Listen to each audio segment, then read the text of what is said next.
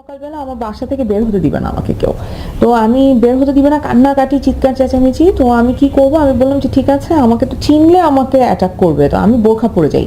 বোরখা পরে গেলে আমাকে চিনবে না, আমাকে অ্যাটাক করবে। আর ছিল যে যে কোনো সময় গুলি করে দিবে, যে কোনো সময় আমাকে অ্যাসিড মেরে দিবে, বিকজ আমি রাস্তায় যখন যাচ্ছি আমাকে এই ধরনের ভয় দেখানো হয়েছে। কিন্তু আনন্দেরও ছিল, এক ধরনের উত্তেজনা কাজ করেছে, এক ধরনের আবেগ কাজ করেছে। মানে সবাই যখন একসাথে আমরা একটা মুভমেন্ট করছি, ওইটার একটা অদ্ভুত ভালো লাগা তৈরি হয়।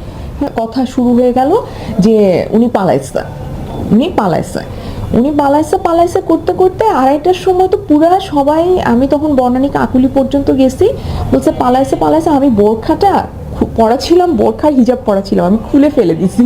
ফেলে রাস্তায় ফেলে, আমার কাছে একটা ফ্ল্যাট ছিল, আমি বাংলাদেশের পতাকাটা গায়ের মধ্যে জড়ালাম, তারপর একটা রিক্সা নিলাম, রিক্সা নিয়ে পুরা ঢাকা আমি ঘুরছি।